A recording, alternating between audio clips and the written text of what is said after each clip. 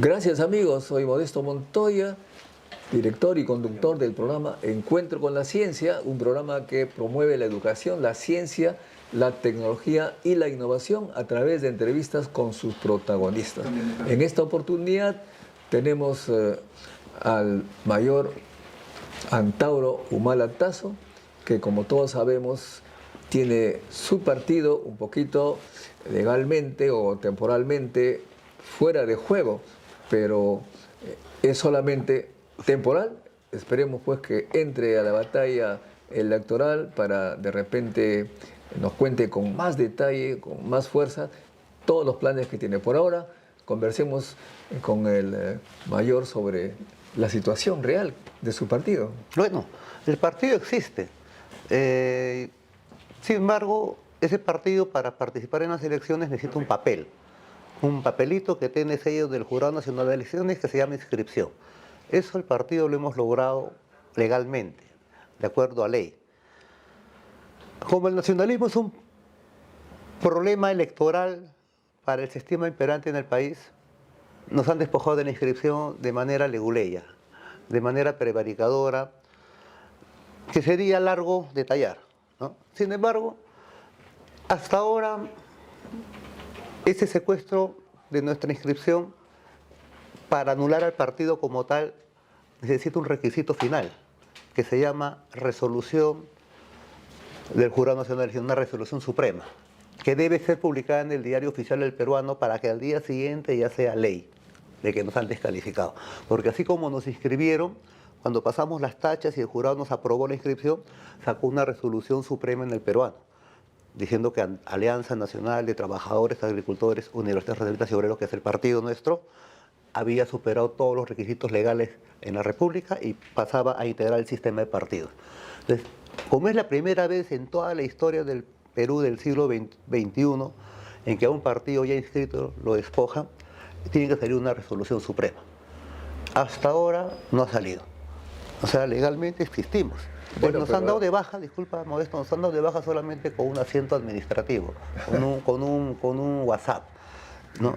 Entonces nuestro personero por escrito le ha escrito al Jurado Nacional de Elecciones, al señor Burneo Bermejo, de quien depende el ROP, le ha dicho: señor Jurado Nacional de Elecciones, por favor envíenos la resolución en la cual nos descalifican para poder apelar. Claro. Bueno, quizás nos van a ratificar, pero derecho a apelar. Entonces, nos ha respondido por escrito. ¿Así? Y nos ha dicho que no nos va a dar ninguna resolución del Jurado Nacional de Elecciones porque él simplemente está cumpliendo la sentencia del Poder Judicial.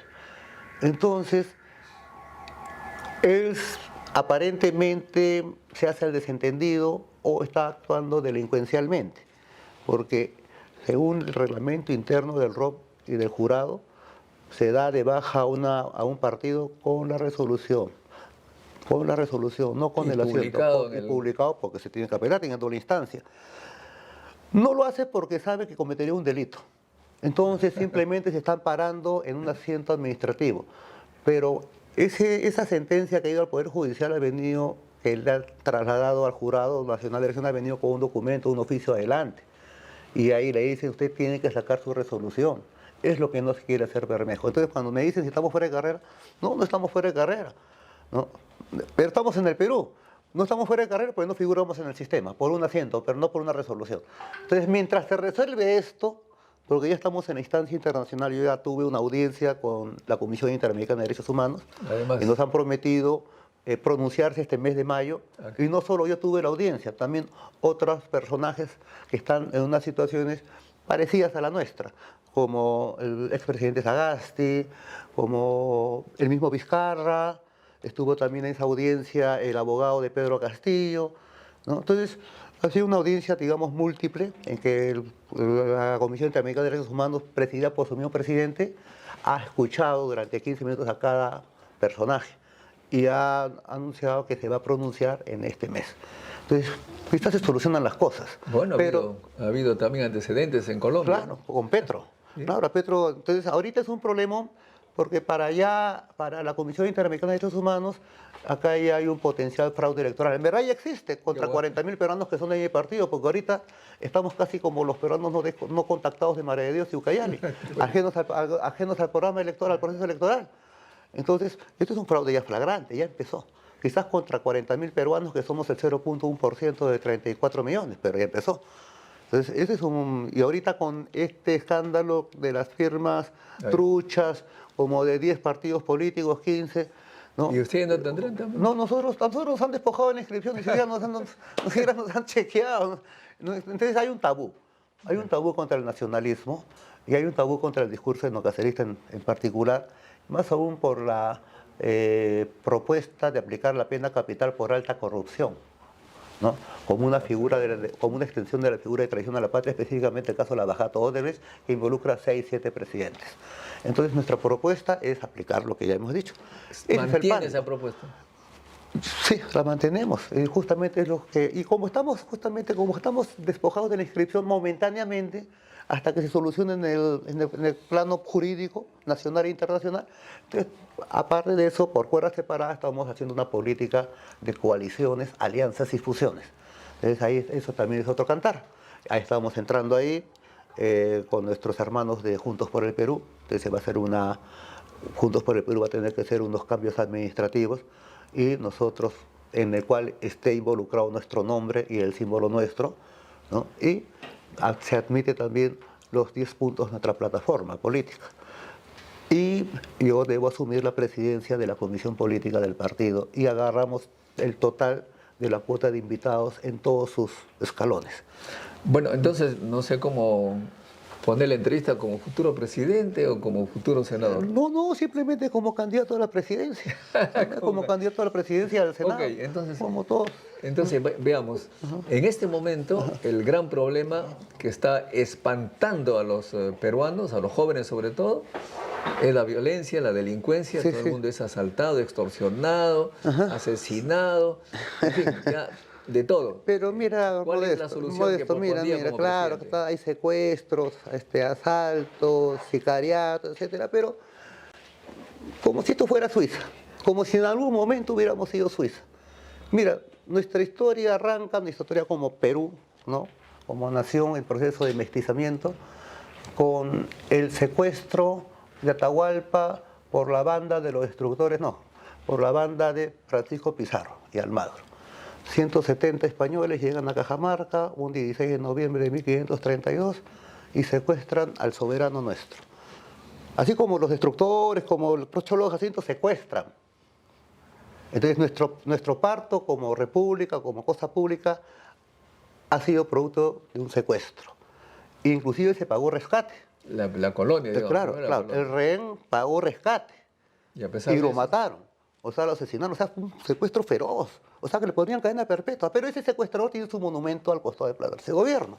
Entonces, cuando me dicen a el mí, secuestrador oye, tiene cuñadito, monumento. pero ¿cómo ha empezado nuestra república? Con puro delito común, puro saqueo. Y mira, la consigna, el eslogan, antes de Cajamarca, fue la Isla del Gallo, los 13 del Gallo, los 13 de la fama. ¿Cuál fue el eslogan?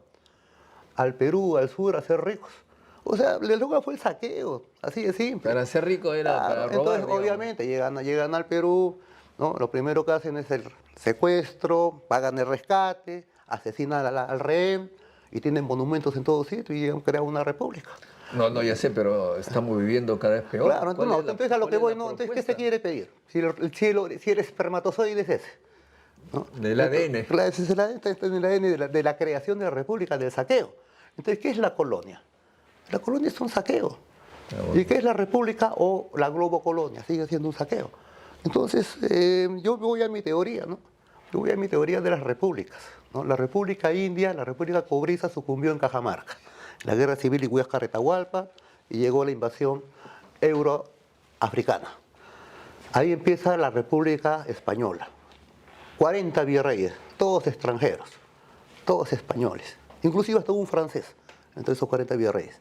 300 años, esa república sucumbe en los campos de Junín y Ayacucho, ¿no? Y entra la República Criolla. Ya tiene 201 años, pero ya en esos 201 años, en un proceso dialéctico de nacimiento, vida y muerte, ya está putrefacta, ya está en extrema unción.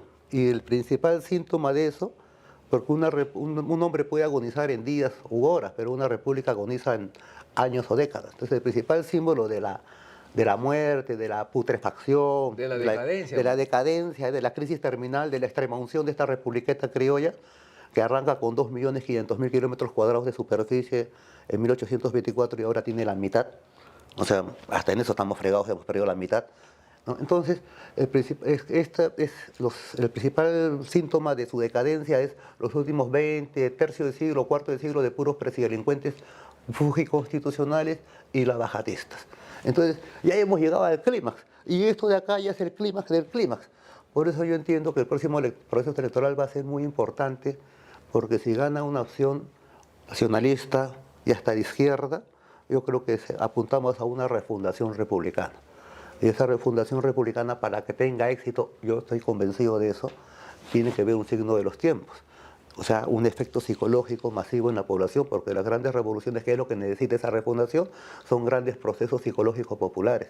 Entonces, ese gran proceso, así como el asesinato del Inca nos impactó, después la lucha armada en Junín y Ayacucho impactó, para que esto tenga efecto fundador de una república tiene que haber pena capital para presidelincuentes. Si no, esto no arranca, no funciona. ¿Pero cuál sería la medida contra ¿contra la qué? violencia, extorsión, robo, asalto, etcétera? De Bueno, hoy día. mira, he visto el video. 28 de julio del 26, presidente. He visto el video, hemos visto todo el video de cómo asesinan a 13 compatriotas vigilantes en un socavón en Patás, ¿no? Con un tiro en la nuca, le ponen el cañón de un fusil AKM o FAL, no se nota bien, en la nuca, y con una frialdad tremenda, amarrados, atados, de espaldas, vendados. Y he escuchado declaraciones de personajes, de políticos de bancadas de derecha diciendo: oh, así mataba a Sendero Luminoso, estamos en el terrorismo, este es terrorismo nuevamente. Tienen razón en cierta medida, claro, esa es una modalidad de matanza en la época de los 80, la guerra. Pero así mataba también el ejército, así mataba el Grupo Colina. El Grupo Colina, y está en los autos del proceso judicial, y está también en la novela Muerte del Pentagonito, ¿no? Y no ha sido más contradicha.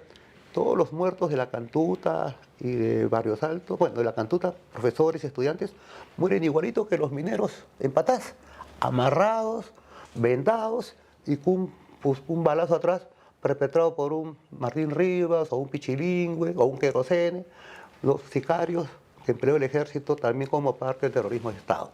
Entonces, para mí, estamos bien claros, este es un terrorismo delincuencial, un terrorismo, ¿no? Común, ¿no? De delincuencia común, pero es terrorismo. En los 80 era terrorismo político, y ese terrorismo político tuvo dos versiones: el terrorismo subversivo, ¿no? Tipo Tarata, ¿no? Y el terrorismo contrasubversivo tipo Barrios Altos, tipo Acomarca. Así como hubo terroristas del lado subversivo, hubo terroristas del lado contrasubversivo. Entonces yo lo digo con autoridad moral porque yo estuve ahí, no me contaron. Entonces, evidentemente, pues ahora estamos viendo lo que está pasando en el país con esta ola de sicariatos, de matanzas. Bueno, es un terrorismo de delincuencia común, y para eso mano dura. Pues. Tiene que haber mano dura, flagrancia, pena capital. Pena capital. O sea, pena capital para los que, por ejemplo, estos señores que han hecho este tremendo y horrible... Pero no solo para ellos, sino también para estos son los autores materiales. Pero detrás de ellos hay autores intelectuales. Entonces, ¿qué está detrás de eso? ¿No? Ese es el problema. Entonces yo entiendo que... Pero ahí estamos con el asunto de los derechos humanos. Hemos hecho tratados ¿Derechos humanos de quién? internacionales. ¿Derechos humanos de quién? ¿De ellos o de la población? Porque si es de ellos no hay problema. Los tratados es para todos, pues de acuerdo a los tratados internacionales. Por eso, ¿Cómo haría para salir de eso? Justamente como soy nacionalista... Ahí está de acuerdo con Jorge Montoya, que derechos humanos... Salir del tratado. Las bancadas de derecha quieren salir de la Comisión Interamericana de Derechos Humanos más que todo para meterle palo al pueblo, para tener, digamos, manos libres para la represión. El caso de nosotros, el nacionalismo, nosotros proponemos salirnos de la Comisión Interamericana de Derechos Humanos para justiciar presidelincuentes, para meter rigor arriba, no tanto abajo. Pero eso sí, ahora la delincuencia común se ha desbordado. Entonces tenemos que actuar drásticamente, draconianamente con sicarios, violadores, etc. Pero más allá de eso... No, pero no, está bien, pero primero tendrá que salir de Por este supuesto, tratado, no por antes, supuesto. pues. Mira, para Si le salir, dejan, claro, es que no los pueden secuestrar. O sea, ahora, mira, en la Comisión Interamericana de Derechos Humanos es un tratado, ¿no? ¿Mm? Si yo soy Estado Nacional Soberano, soy presidente de la República, yo simplemente mando mi cartita, ¿no?, a la Comisión Interamericana y ahí simplemente le digo, señores de la Comisión, me estoy retirando. Ellos no pueden decir no se puede retirar. ¿Por qué me van a decir no se puede retirar? Si yo sé que hay un protocolo que después de 2 años, 3 años, no. Yo me estoy retirando. Yo nada más necesito mi acuse de recibo. No necesito que me des permiso. Dame fírmame mi cargo suficiente. Porque a mí no me... No lo sé, ¿ah? No, pero ese es sentido común.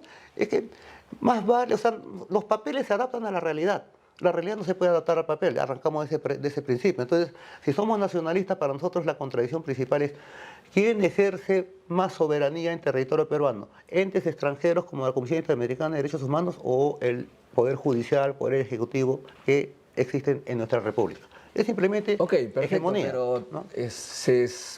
los estudios señalan que la pena de muerte no disuade ese Sí, tipo de... pero pues, seguramente, porque también en la época de Hammurabi estaba la ley del talión, ¿no? Ojo por ojo, diente por diente, y seguramente seguían habiendo asesinatos. Pero por lo menos ese violador, ese sicario, lo va a pensar 2 veces más, pues. Lo va a pensar 50 veces quizás, ¿no? De alguna manera debe disuadir, pero siempre el delito es inherente a la especie humana, ¿no? Es más, yo pienso que hasta la corrupción es inherente al mamífero humano.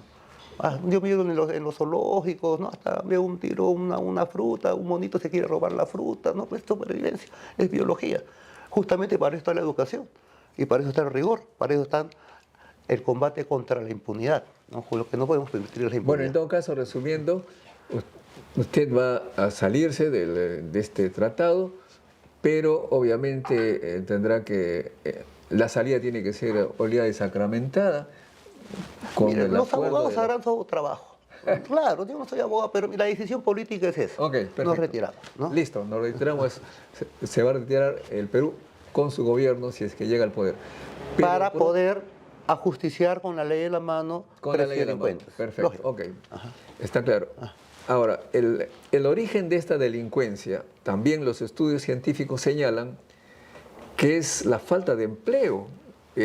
Hay 3 millones de jóvenes que les llaman los ninis, ni trabajan ni estudian. Y los jóvenes con talento que hemos entrevistado en el canal, y, muchos señalan que no hay esperanza en el país y se van. ¿Cómo hacer para generar empleo en este país? Claro, mira, yo coincido 3 contigo, millones, claro, ¿no? yo contigo, o sea, más allá de esos casos, ¿no?, con nombre y apellido de sicariato, todo que se trata con todo el rigor, ¿no?, hay que ver el grueso, ¿no? El grueso, toda esa población de millones de muchachos. Creo que todos los años, según tengo ese dato, más o menos 580.000 jóvenes de ambos sexos terminan quinto de media en el Perú, todos los años. Y el 90% de esos muchachos terminan como ninis por lo menos 5 o 4 años más. Y se van acumulando, cada año se va acumulando. Y, Le llaman el lógico, bono claro, poblacional. claro. Entonces, encima pues, ha venido pues, toda esa invasión venezolana, todo ese lumpen venezolano, extranjero más que todo. Entonces, es un problema laboral tremendo. Y como se dice en términos populares, así como el ocio es madre de todo vicio, en su versión laboral el desempleo es padre de todo delito. Por lo menos los tienta el delito. Entonces, ¿qué hacer? Si somos gobierno, ¿no? Y encima sabemos que la mitad de la población está desnutrida porque de cada 100 niños de 0 a 5 años, 46 están con anemia. Y si así están los niños, ¿cómo estarán los padres? Entonces podemos asumir que la mitad de la población está desnutrida y encima con ese problema laboral de desempleo masivo. Entonces, y encima arriba la corrupción totalmente desatada. Entonces, pues, la verdad, estamos como en 1824, que era, acá solamente vale o una rebelión o una refundación. Entonces yo quería hacer la rebelión 2 veces, ahora me voy por una refundación vía electoral. Ahora, ¿cómo planteamos solucionar esto? Mira, los cuarteles del ejército, la marina y la aviación pueden absorber, si están al tope, 600.000 muchachos todos los años. Es decir, pueden absorber tranquilamente a ese grueso poblacional de quinto de media que sale, que egresa de las universidades y no entra, que egresa de los colegios y no entra a las universidades, ¿no? Como la época de la leva. Mira qué buena pregunta. Antes de caer preso, 10 años antes se regía en el Perú el servicio militar voluntario.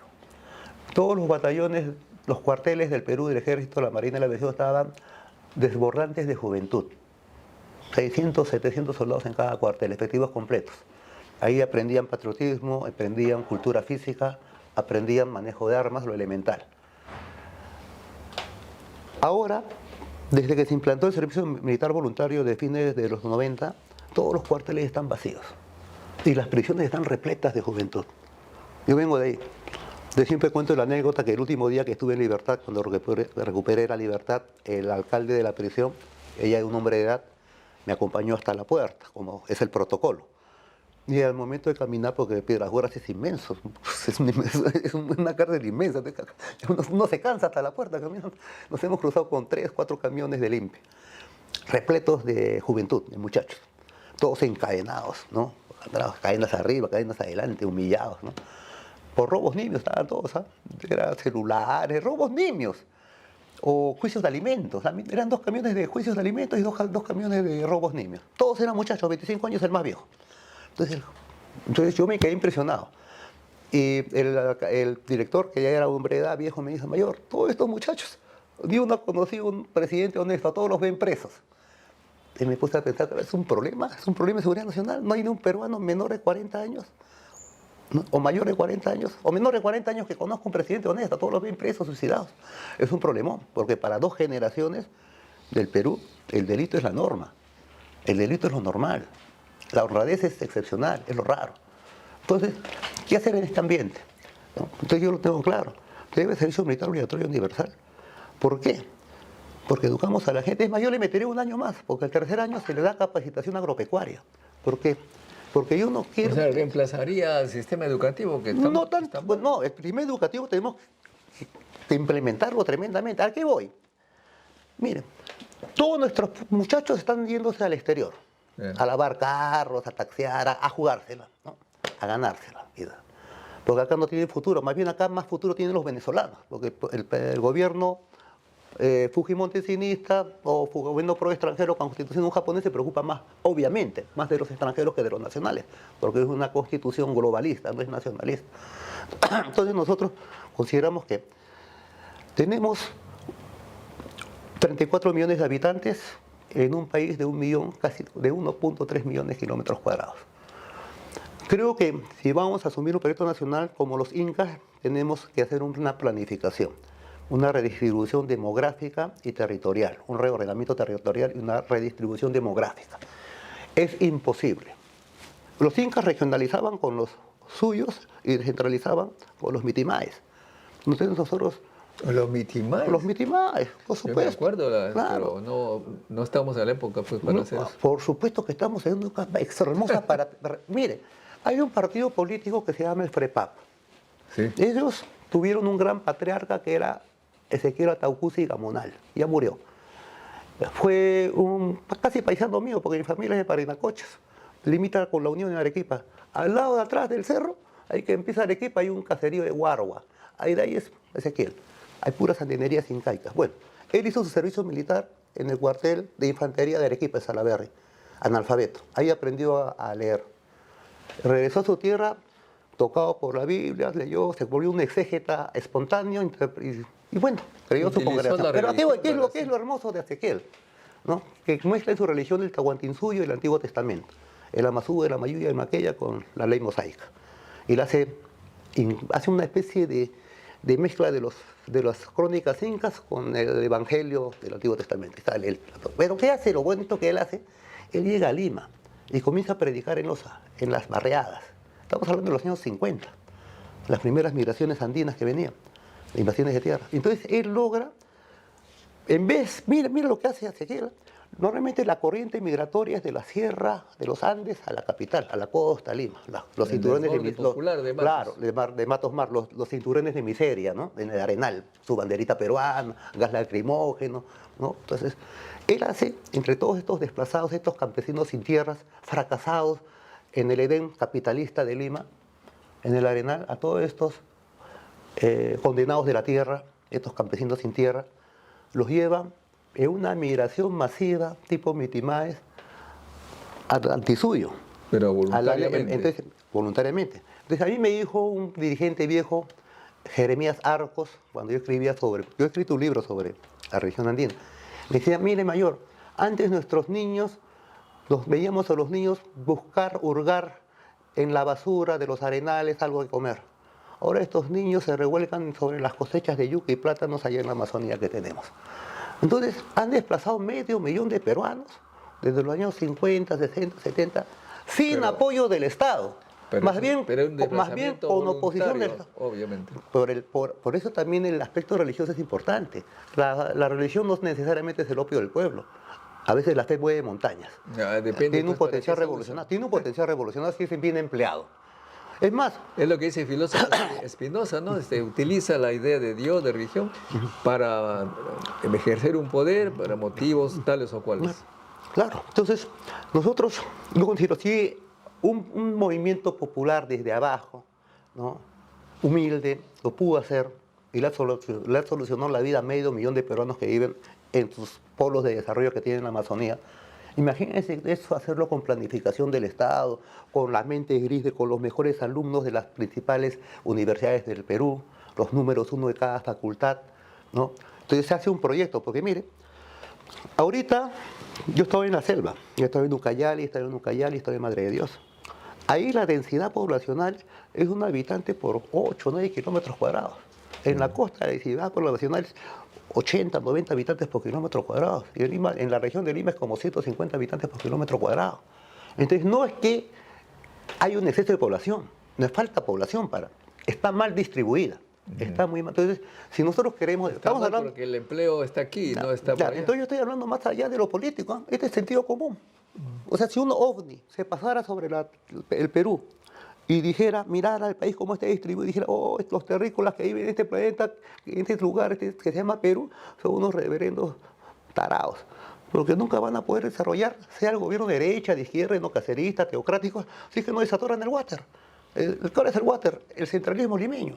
Mira, este puente de miserable en la Costa Verde, la bajada de Armendáriz, color azul, que ha aguantado como 4 meses, los niños no han tenido verano porque no han podido por ahí, ha costado como 40 millones de dólares, ¿no sabía? Y usted sabe la indignación que puede causar en Manú, en Ucayali, donde la gente no hay inversión. Que en Lima se invierta 40 millones por un puente tan estúpido, que no sirve para nada, ¿no? Cuando allá por 1 millón la gente puede salvar miles de vidas. Entonces, a eso voy. Estamos hasta el Wii.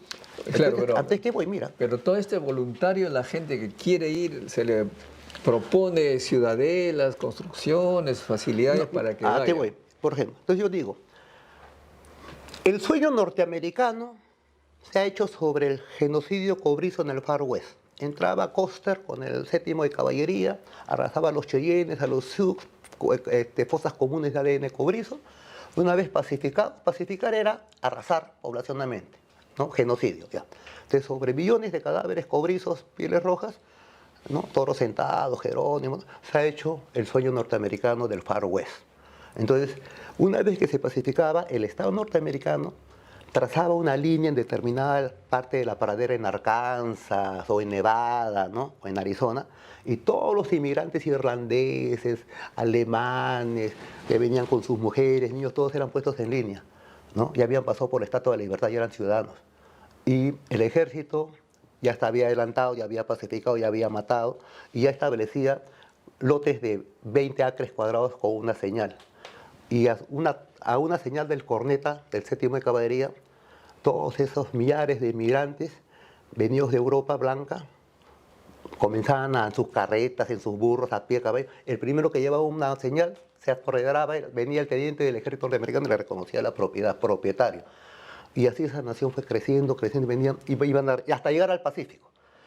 Porque eran tierras pues, para ellos para colonizar, ¿no? No iban a traer extranjeros, entonces son norteamericanos. Entonces acá, todas nuestras tierras por colonizar, por recuperar, están en la Amazonía.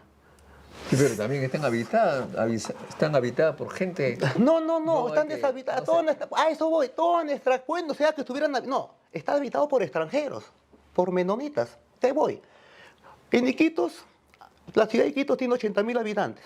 La región tiene 120.000. O sea, la mayoría está viviendo en la ciudad hacinados, sodomizándose, sin más proyectos de vida de la población, de los muchachos desocupados que comprarse un mototaxi en toda su vida, ¿no? Entonces no hay futuro ahí. Pero a los gringos menonitas que son por gente norteamericana de congregaciones extranjeras, el Estado peruano le ha hecho contratos de cederles lotes de 10.000 hectáreas, 20.000 hectáreas. Hay como 10 colonias en Ucayali y como 10 hay como 30.000, 40.000 menonitas. Estos izan la bandera norteamericana y se constituyen en Estado norteamericano y Trump los reconoce. ¿Y quién los saca? Entonces, ¿a qué voy?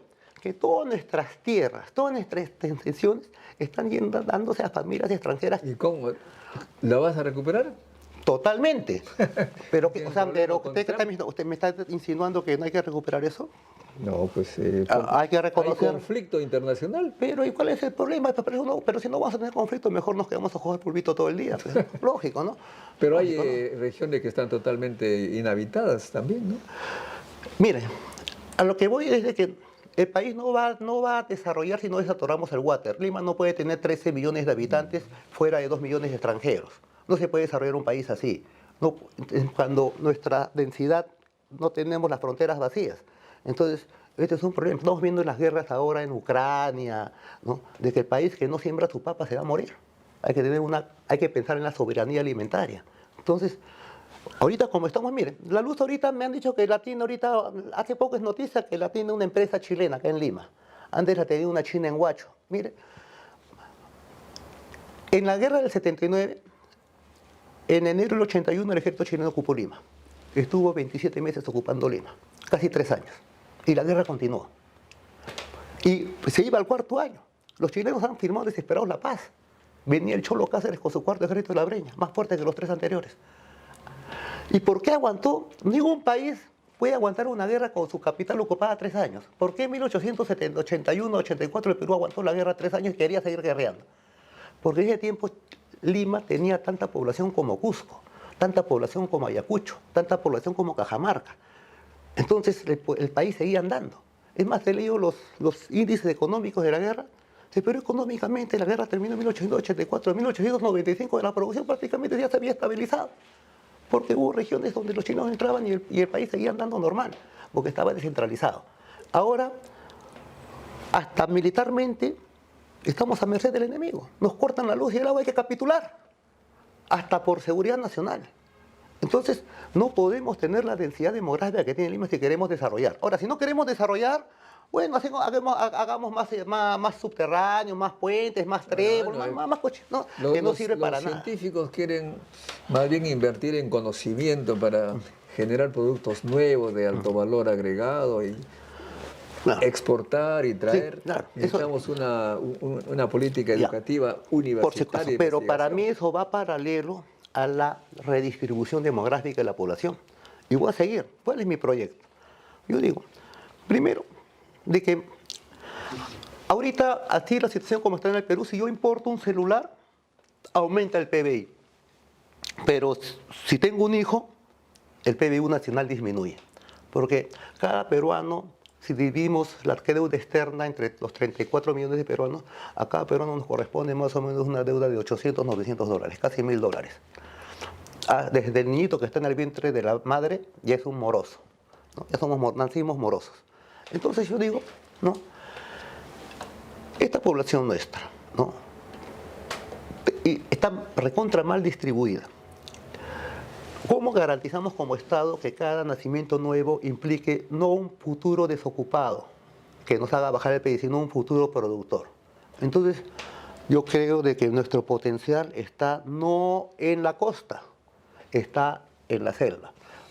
Hay un político que habló, en la época de los TLC yo escuché un político, yo estaba en la, no me acuerdo, pero habló de un término que me gustó, el TLC para adentro. ¿No? O sea, nuestro futuro como país no lo veo yo fuera de las fronteras, yo lo veo dentro de nuestras fronteras, el despegue nacional. Entonces, si soy Estado nacional, para mí es importante balancear nuestra población. Nuestras 3 regiones amazónicas, que son el 60% de la población, no puede albergar el 5% de la población. A eso voy. Entonces tiene que haber una redistribución. Okay, bueno, tenemos que hacer una emigración masiva, ¿no? Con todo el aparato estatal. Entonces a mí me gustaría saber cuántos millones de hectáreas hay en la frontera con Brasil, donde están los no contactados, en la cordillera del Cóndor. ¿A cuántas parejas de muchachos salió de la universidad, él con su mujer? Yo lo di sus 4 o 5 hectáreas, así como la familia Ingalls en Estados Unidos. La familia Ingalls es capitalismo popular, van avanzando, el ejército ya despejó el terreno, se hace un capitalismo popular. Entonces el Estado tiene que incentivar eso. No hay nada que invertir en Lima, no hay nada que invertir en Lima, todo hay que invertirlo fuera de Lima. Esa es mi posición. Muy bien, ahora el tema que nosotros vemos en el grupo de ciencia y tecnología, que sin ciencia, sin educación, Totalmente de acuerdo. ¿cuáles son los planes? Por ejemplo, los maestros que terminan ganando una miseria. Mira, el profesor de la uni se jubila y termina con 800 soles al mes, mientras que ustedes, los militares, por ejemplo, terminan con una cédula viva. Hay una gran diferencia ahí, ¿no? Cierto, eso es cierto, eso es cierto. ¿No? Mira, soy consciente que el problema de la educación peruana para mí es un problema tripartito de proteínas, currículas y salarios, ¿no? Proteínas porque un alumnado desnutrido supongo que se duerme a la segunda hora de clase. Es decir, no, entonces ¿qué pasa? Hasta los profesores hasta los profesores, imagínense. Entonces todo arranca desde la educación inicial. Entonces, a lo que voy, tiene que haber soberanía alimentaria para eso, ¿no? Recuperar el agro, la pesca de consumo humano, el agro de consumo humano, hay que reordenar todo. Prioridad, proteínas para nuestro pueblo. Esa es la prioridad. Ahora, aún así seguimos trabajando en la educación. Entonces yo creo que en cuanto a currículas, ¿no? Yo creo de que, por ejemplo, la educación escolar, ¿no? Es ya público de que desde que el Fujimorato entró al gobierno, como es una constitución pro extranjera, contra la identidad nacional no le conviene que el pueblo peruano tenga memoria. Entonces, bajo esa consigna de dominación, es que de la currícula escolar se borró el curso de Historia del Perú, de Geografía del Perú, Educación Cívica y muchos cursos que eran elementales antes, cuando hemos ido nosotros colegiales, ahora ya no existe. Y lo triste es que los padres ni siquiera revisan la libreta de los hijos, porque muy pocos padres saben eso, ¿no? De ahí la cuestión de salarial de los maestros, de los profesores. Entonces, ¿tienen bajo salario? ¿No vienen buenos, pues? Por supuesto, por supuesto. Entonces, pero más que todo, yo creo de que estuve viendo hace como un mes, ¿no? Me estuve pudiendo revisar en las redes sociales cuántos premios Nobel habían habido en ciencias, ¿no? No en literatura. Ciencias, porque las ciencias son las que inventan las cosas, pues, ¿no? Los que inventan las cosas son los científicos. Entonces me puse a ver nada más ciencia, física, química, ¿no? Me quedé asombrado que el 90% son apellidos anglosajones, alemanes, judíos, eslavos, y un 9.9% son asiáticos, hindús y una pizquita de latinos. Creo que el último premio Nobel latino fue un español, Ramón y Cajal, que descubrió las neuronas, el sistema neuronal, hace como 80 años. Después todos son anglosajones, universidades que votan premios Nobel, Yale, Berkeley, ¿no? Y son universidades milenarias. Yo no sabía que Oxford tenía más de 1000 años. Fue creada en el año 900, creo, por un rey inglés. No sabía que la Universidad de la Sorbona tenía como 900 años. Fue creada, creo que por Carlomagno. O sea, son milenarias, universidades milenarias, ¿no? Y después me puse a ver también el récord de patentes. ¿Cuántas patentes hay en IDECOPI y cuántas patentes vota solamente el Estado de California? No creo que haya 1.000.000 contra 1000. Entonces, después de pensar, caray, yo me siento que hay una separación ya, quizás, ojalá no inalcanzable. Entonces quizás hay que sentarnos, ¿cuál es el rol del país, de nuestro Perú, en el concierto global? Ser cocinero, ser chef, como ese rol nos han asignado, porque los científicos son los japoneses, ¿no? Los guerreros son los ingleses, pero nosotros somos los cocineros del mundo global. Entonces me parece que debemos romper ese esquema, ¿no? Y ahí, por supuesto, asignarle un presupuesto multimillonario a la educación. Eso yo estoy convencido. Para mí eso está clarísimo. Mayor educación. Sí. Muy bien. Ahora, el modelo chino, que ahora está pues en competencia tremenda con Estados Unidos, ¿cuál será la relación de Perú con China y Estados Unidos en este momento en que todo está movido, están en guerra? Sí, claro. O sea, ¿hay que aliarse con uno o cómo? Mire, yo tengo la teoría del tejón. El ¿Del tejón qué? es el tejón. El tejón es un animalito que vive en la sabana africana, que es del porte de un perro boxer. No, no pesará más de 20 kilos, 18 kilos. Pero es su ferocidad tal que se hace respetar por las fieras, el león, el leopardo, ¿no? Porque el león no quiere que le arranquen la uña del dedo meñique. Y el tejón es tan feroz que se va a comer la uña del dedo meñique, entonces mejor el león lo deja pasar. Va a comer cervatos, no venados, ¿no? Entonces, a mí me parece un país que cumple con el rol de tejón, que ahí es respetado por su patriotismo, por su preparación, su ejército, todo, es Suiza. Suiza fue respetado, es un país que es del porte del departamento de Lima, pero fue respetado por Napoleón y por Hitler, ¿no? Entonces, tú me preguntas si somos un gobierno nacionalista, ¿cómo actuaríamos entre dos gigantes, ¿no? Entre el tigre de Bengala, que es China, y el león africano, que es Estados Unidos? Tenemos que actuar El águila. como el tejón, tenemos que actuar como el tejón, hacernos respetar. Entonces, ¿cómo nos hacemos respetar? ¿No? Ese es el problema. Pero para empezar, yo creo que si no tenemos identidad nacional, es muy difícil que nos hagamos respetar. No nos respetamos a nosotros Claro, mismos. lógico. Entonces, el problema es la identidad.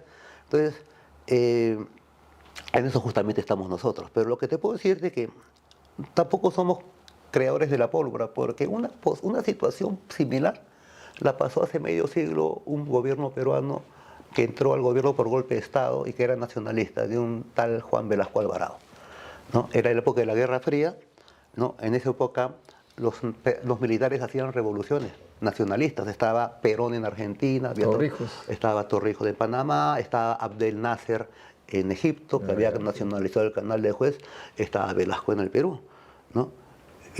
Entonces había opciones nacionalistas. Estos gobiernos, en el caso de Velasco, tiene que torear entre el tigre de Bengala y el oso polar, entre Estados Unidos. Pinochet también, ¿eh? Claro. Entonces, y justamente se forma el grupo de los no alineados.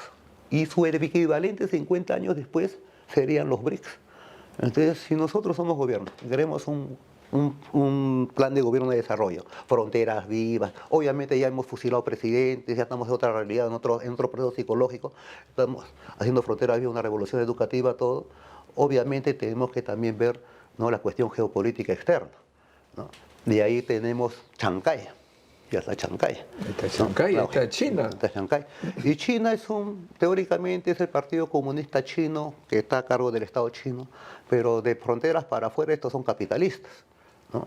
Entonces, nosotros tenemos que evaluar Chancay, porque ahorita Chancay como está, hay un déficit de soberanía, porque obviamente un gobierno tan incompetente como el actual no tiene noción de geopolítica, ¿no? Entonces ahí los dueños de Chancay no es el Estado peruano, es el consorcio Glencore que tiene, con Cosco Shipping. Cosco Shipping tiene 2/3 de la propiedad y el consorcio Glencore, que su testaferro es una minera antamina, creo, ¿no? Pero el consorcio Glencore es, al último, usted ve quién es la propietaria de ese consorcio, son el banco, el Citibank, el JP Morgan, o sea, la banca mundial. Entonces hay dos gigantes que están allá en Chancay. Y el Estado Nacional solamente la ve pasar, estamos de testigos. Entonces, ¿cuál va a ser la actitud ya no en un gobierno colonial como el actual, sino un gobierno nacional? Tenemos que haber problemas, tenemos que poner nuevas reglas de juego con el Estado Nacional soberano, porque ese contrato de Chancay se ha efectuado bajo los auspicios de la Constitución de Fujimori y Montesinos. En nuestra posición, puesto que nos hemos sublevado 2 veces contra esa Constitución, con Fujimori y con Toledo, es desconocer, no derogar, desconocer. Porque si derogamos somos cómplices, estamos reconociendo. Tenemos que desconocer y tentarnos nuevamente, y va a haber un problemón. Y ahí tenemos que discutir el porcentaje de soberanía del Estado Nacional y el porcentaje de ganancia del uso de ese puerto del Estado Nacional, que tiene que ser hartísimo más de la bicoca que hay ahorita. Entonces esa es nuestra posición. Obviamente, esa es la posición política. Obviamente tenemos que tener un equipo técnico, ¿no? Porque yo no soy un técnico. Pero ¿no? China ha avanzado tanto con investigación de laboratorio, nuevos inventos. Podemos transar, cambio de tecnología, hay tantas cosas, pero la filosofía es a favor de la población peruana. ¿Nuevos laboratorios en la UNI, por ejemplo, que está un poco pobre? Totalmente se puede hacer eso. Ahora yo te digo una cosa, en el Perú plata sobra. Sino que se la Plata tiran sobra. todo. Yo estoy convencido que en el Perú, mira, ¿cómo no va a ¿Dónde está sobrar la dinero plata? acá? Se la tiran, pues, mira. Si somos el quinto productor en oro, somos el segundo productor en plata, creo que somos el cuarto productor en zinc. Toda la tabla periódica estamos en el top 10. Entonces, Tenemos ¿cómo? Entonces, tierras el problema raras. es que hasta la moneda debería ser de oro. O sea, está ¿No? mal distribuida.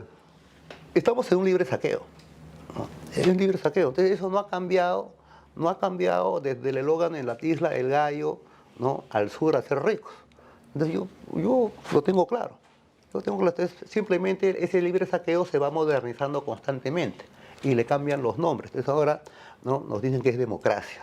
Nos dicen que estamos en un sistema democrático, pero para mí este es un sistema timocrático. Y que acá la democracia es ficticia, es una pantomima, es una fachada, constituida por un presidente de turno con su primera dama, que normalmente es su primera compinche. Estamos hablando de Leán Carr con Toledo, Nadine con Ollanta, todo puedo seguir, ¿no?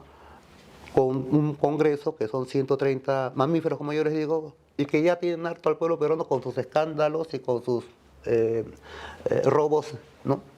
Y tenemos un poder judicial que, a mi entender, son delincuentes que están al mando ahí. Entonces, para mí, esto nos hace creer a los peruanos que estamos en una democracia. No hay Y nos democracia. enervamos. No, no hay democracia, porque para mí, los que están gobernando el Perú, para mí, desde el 5 de abril del 92, principalmente es el piloto automático. El piloto automático tiene nombre y apellido. Antes se llamaba Richard Webb, estaba 20 años hasta que se moría. Ahora lo releva Julio Velarde hasta que se muera seguramente. ¿No? Y otros. Entonces, estos BCR, estos tratan la política económica, la política monetaria, directamente con los organismos financieros internacionales. Llámese el Pero FMI, el todos Banco Mundial, aplauden el a BID. Julio Velarde, que tiene todo. No, todos, claro, toda la prensa del Grupo del Comercio, claro, recontraplaude. Toda la televisión vinculada al Grupo del Comercio, 2, 4, 5, todos los cuyos broadcasters desfilaron por la salita del 5 que tienen su torre de millones de dólares, claro, ellos lo aplauden a rabiar de manera unánime. Pero ellos no son la población, ellos no son la opinión pública, ellos son simplemente locutores, ¿no? Que de una manera para mí legítima fungen de líderes de opinión. Claro, lo que hace el Banco Central de Reserva es poner los números más o menos aceptables, pero ¿cómo está comiendo el pueblo? ¿Se alimenta bien? La proteína que te Bueno, como señalan? yo, bueno, las cifras son contundentes. Porque mira, acabo de ver que mi ley que dice que tiene todas las cifras, está muy bien, pero la gente come mucho menos carne que antes. O sea que una cosa son los números y otra cosa es el estómago. Lógico, ¿no? Mira, hace poco estuve con mi hermano Alexis, él venía de Rusia, y me Famoso dice... Alexis, hace tiempo que no hablamos de él, ¿ah? Bueno, sí, sí, bueno, no tiene buenas referencias, pero bueno. Bueno, estuve en Rusia y me interesó el dato que me dio. Le pregunté cómo se siente la guerra con Ucrania. Entonces me dice, mira, ahorita Rusia es es el país más grande del globo terráqueo, es casi del porte de toda Sudamérica. ¿No? Materias Casi del primas porte de toda también. América. Entonces, pero solamente tiene 150 millones de habitantes. Estados Unidos es la quinta parte de Rusia, pero tiene 3 veces más población.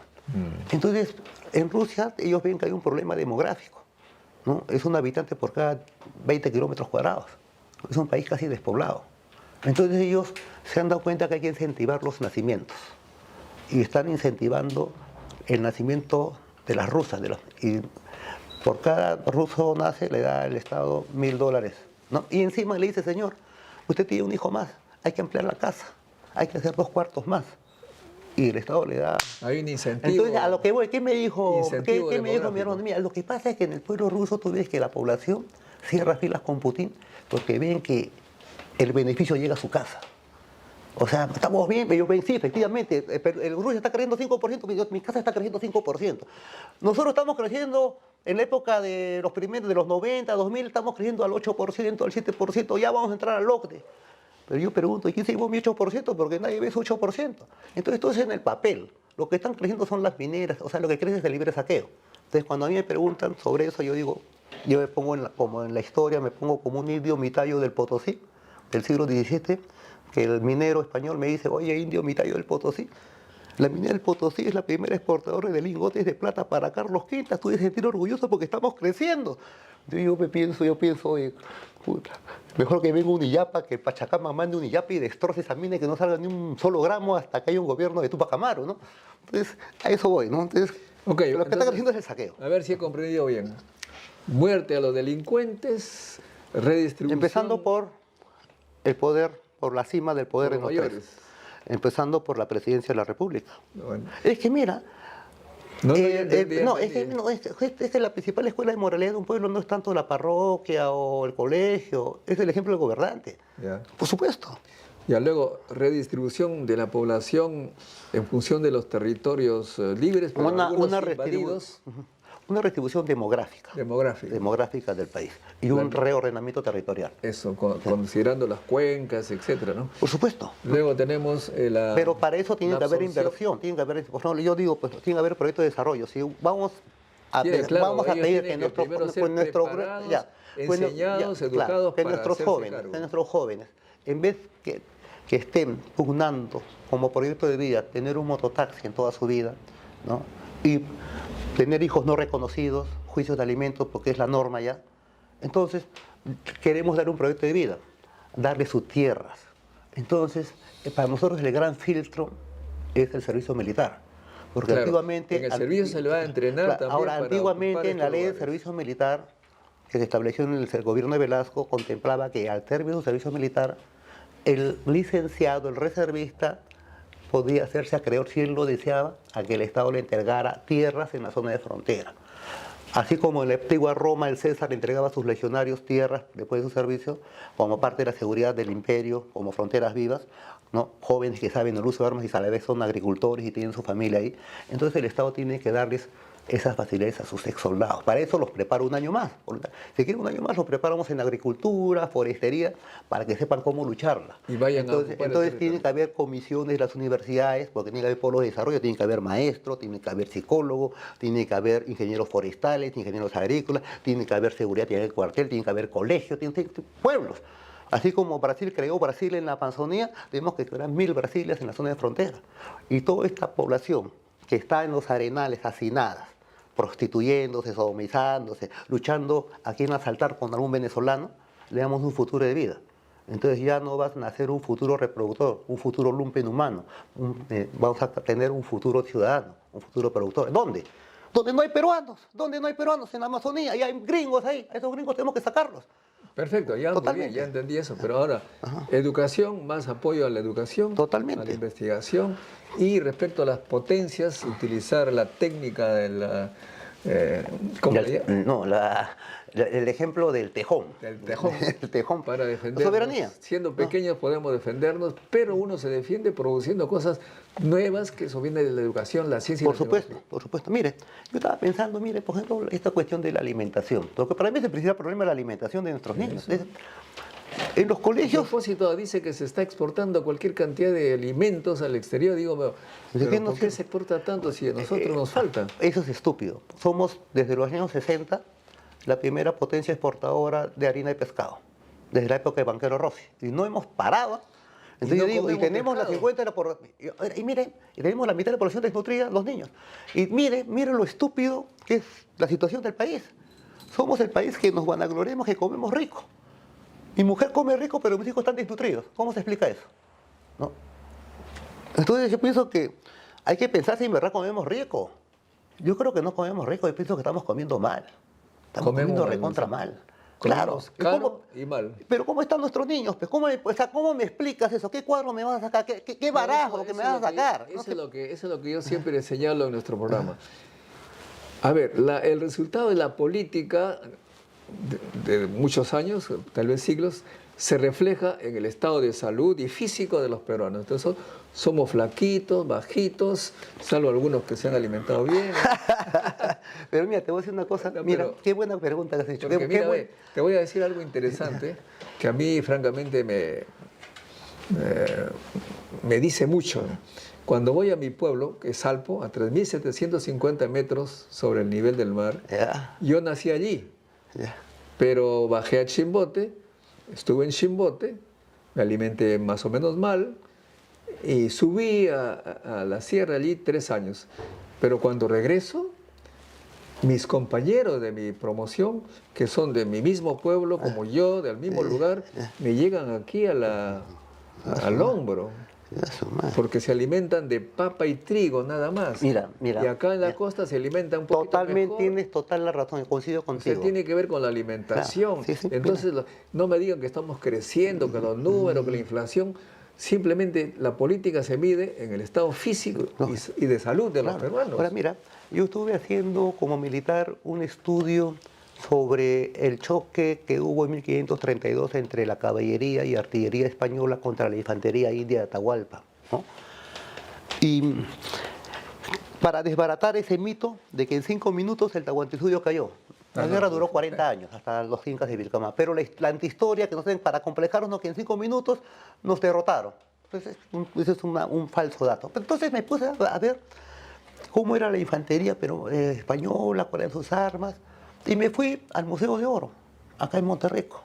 Ah, claro. Sí, sí. De Malpica. Sí, el museo de Mujica Gallo creo que es. Ah, Mujica, Ya, sí, entonces perdón. ese Museo de Oro en verdad debería llamarse Museo de Armas. Yo invito a la población peruana que lo vaya a visitar. Porque están todas las armas de la conquista, las armaduras, ¿no? Cientos de armaduras. eran pequeños, De- sí. para los hombres, armaduras para los caballos, porque el español venía también, el caballo venía acorazado, ¿no? Ah. ¿No? Los arcabuces, todo, y aparte el oro, ¿no? Entonces, le pedí, hace como 25 años, antes de caer preso por el andahuaylazo, le pedí al dueño, al administrador de ese museo, que yo estaba haciendo un trabajo y que para mí era importante ponerme la armadura, ¿no? Para saber cómo se podía maniobrar en ese tiempo. Ponte una armadura, pesa 30 kilos. Muy pequeñas. No, lógico, no, entonces me di cuenta que eran así muy pequeñas. Claro. Eran demasiado, no podía entrar una armadura. Y yo soy de talla mediana, ¿no? Entonces, Claro, y cuando tú vas a una universidad europea de la Edad Media, las carpetas de las universidades que están allí parecen de kindergarten. así, ¿no? Son pequeñitos. El propio Carlos Magno medía Ya, 1,50 claro. Ya, ahora estuve leyendo también crónicas. Porque comían justamente pan. Ya. Entonces estaba leyendo crónicas y unas crónicas en que sostenían que Pizarro era más bajo que Atahualpa. ¿Estás seguro? ¿No? ¿No? Entonces, ahora, de 500 años después, los descendientes de los quienes usaron esas armaduras hace 500 años que eran chiquitos, ahora son grandes. Claro. Porque han comido bien, han acaparado las proteínas. Claro. Y los incas, o los descendientes de los incas, ahora hemos bajado la talla porque hemos sido despojados de proteínas generacionalmente. Entonces, ¿qué hay que hacer ahora? Recuperarla simplemente. Para eso tenemos que tener la soberanía alimentaria. Hay que hacer una segunda reforma agraria, prioridad. Pero espera, ahí Agricultura la de reforma consumo. agraria dicen que más bien bajó la producción con Velasco. Eso dicen los enemigos de Velasco, que hasta ahora gobierna, ¿no? Entonces, lo que te voy es de que acá yo veo la agroexportación. Oh, el Perú es agroexportador. Para mí la agroexportación no sirve para nada en un país de desnutridos. No agroexportemos nada. Porque esa agroexportación es para... ¿Qué produce? Esa agricultura que traen los chilenos, los extranjeros en Ica, en Arequipa, acaparan los proyectos de irrigación para sembrar espárragos que en el Perú nadie come. A mí no me gustan los espárragos, ¿no? No veo en el mercado de espárragos. Los espárragos se van todos afuera y acá queda solamente un ripio. Y enriquece a 5 o 6 empresarios de manera extranjeras que paran pagándole su jornal de miseria a miles de gente que pone solamente mano de obra. Por eso hay esas paralizaciones del barrio chino en Nazca, la gente está encabritada. Entonces, encima la gente es desnutrida. Bueno sea que esa agricultura sea para el mercado local, no es para el mercado local.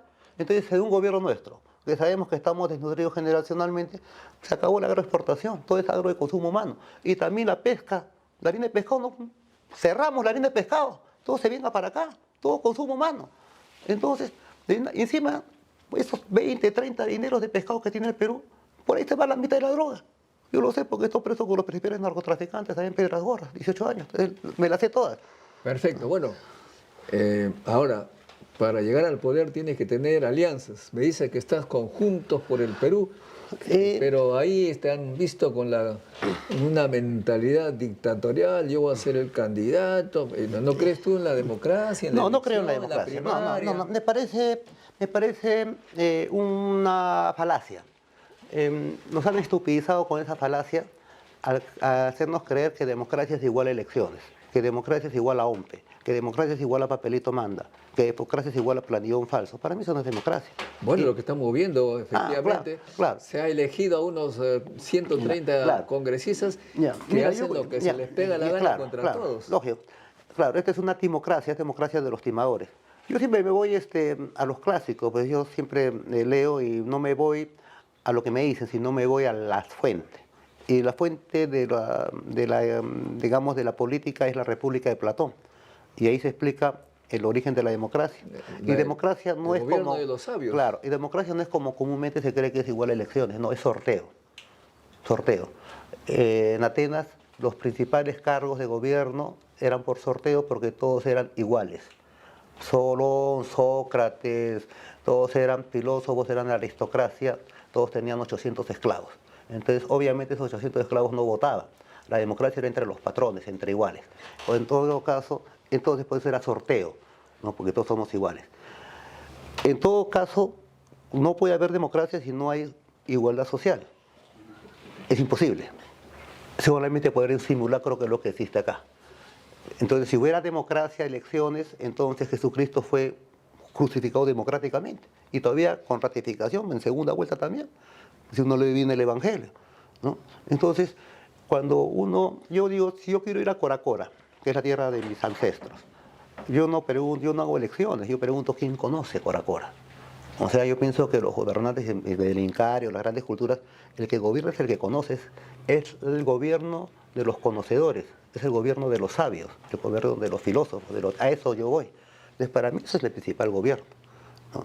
Y pienso que eso hizo al Perú grande en la época del Tahuantinsuyo, ¿no?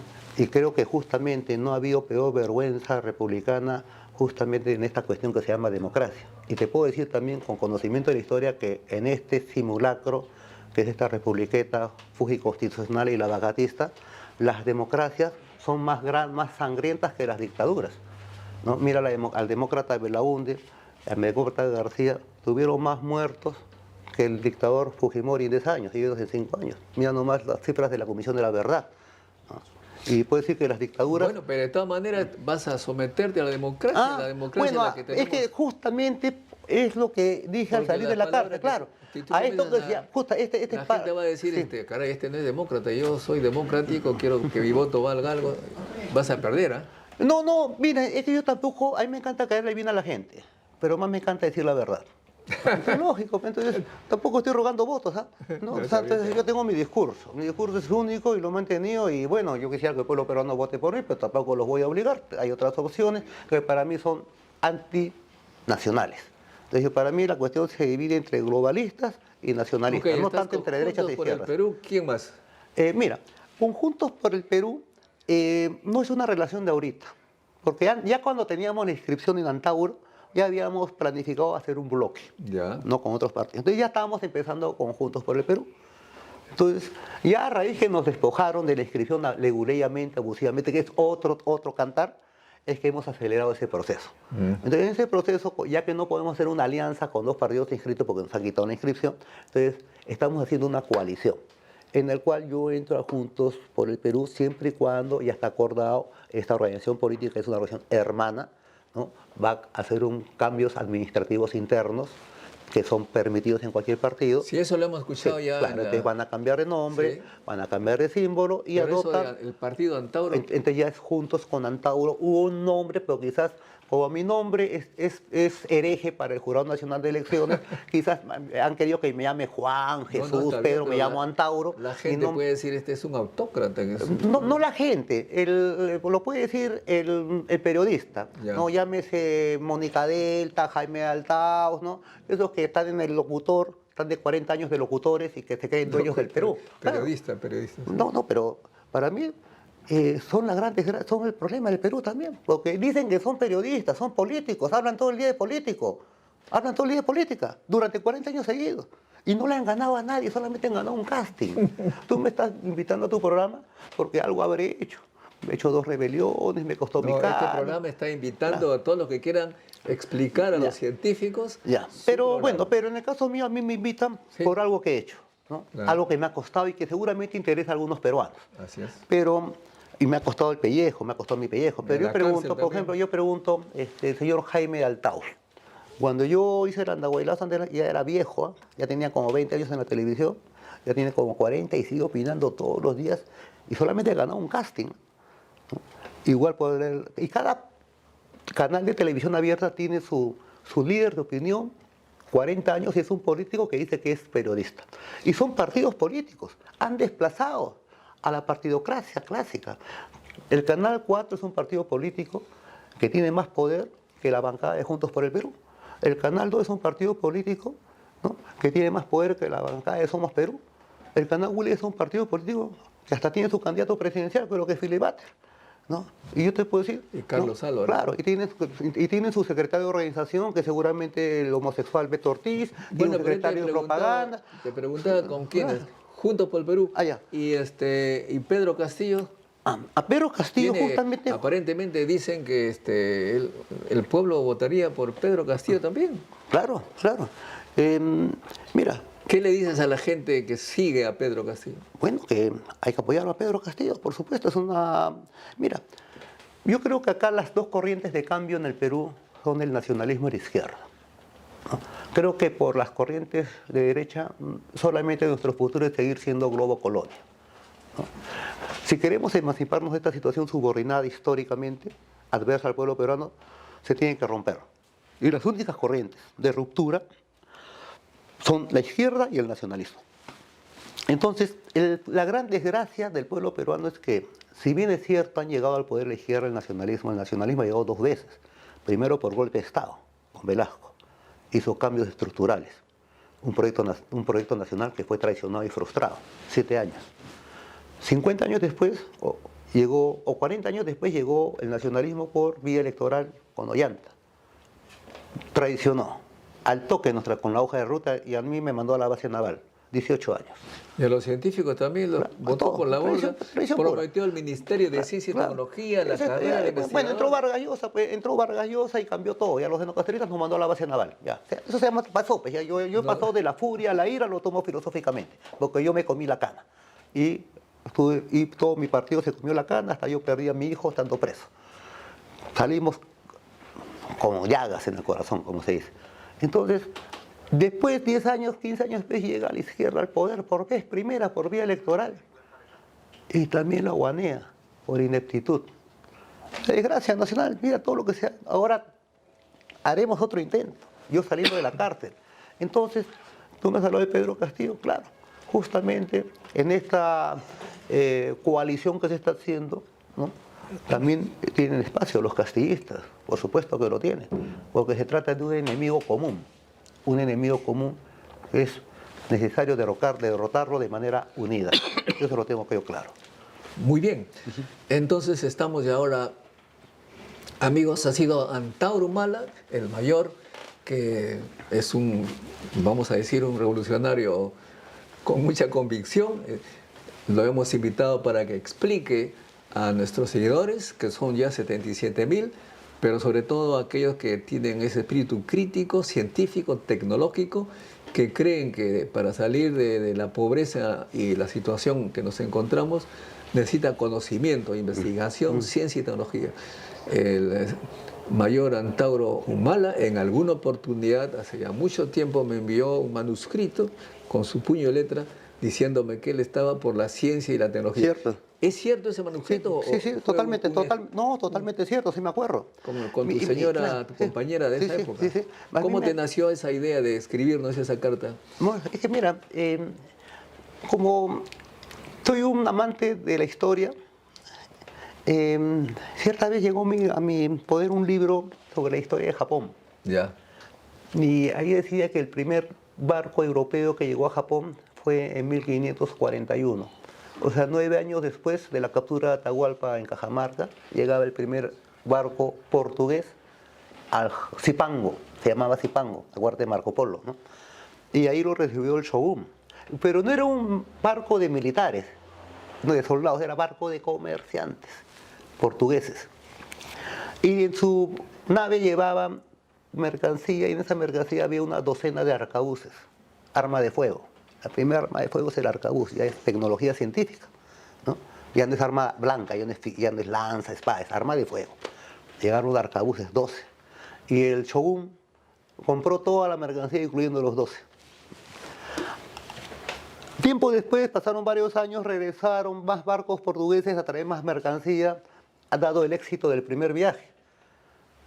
Y el shogun ya no les compró ningún arcabuz porque ya los fabricaban, pucha, me quedé pasmado. El shogun japonés en 1542 ordenó a sus orfebres nipones, desármenme el arcabuz y reármenlo, recréanlo. Y Perfecto. ya había arcabuz Made in Japan. Made in Perfecto. Japan. Bueno. Entonces, mira, entonces a lo que voy. Sí. La ciencia y tecnología es el cambio. Si si hubieran llegado esos portugueses y Atahualpa hubiera recibido esos arcabuces, llegaba a Pizarro y los recibíamos a arcabuzazos, a cañonazos, hubieran regresado. Y seguramente una flota chimú incaica llegaba por Magallanes y llegaba a invadir España, ¿no? Hubiéramos nosotros conquistado España por tecnología. Entonces, cuando tú me hablas, esa carta yo la escribí porque había leído ese capítulo. Muchas gracias. De modo que esta invitación ha sido un recuerdo de esa carta que se halló hace 20 años que se escribió. Y amigos, nosotros estamos convencidos que en ciencia y tecnología no hay futuro, no importa que sean de derecha, izquierda, revolucionarios, pero sin ciencia no hay forma. Totalmente de Por acuerdo. eso es que estamos en este programa invitando a todos los candidatos que digan esa palabra, por lo menos que la comprendan como la comprende Antauro. La última elección debemos recordar que hubieron dos candidatos, uno que nunca hablaba, nunca pronunció la palabra ciencia y otro que sí la pronunció, ganó el que la pronunció. De modo que, ya saben, amigos candidatos, pónganse las pilas, hagan programas de ciencia y tecnología porque de repente los científicos pueden hacer la diferencia. Hasta un próximo encuentro con la ciencia, amigos. Muy bien, muy bien. Gracias. Chao, chao. La ciencia es el futuro. Sin ciencia no hay futuro.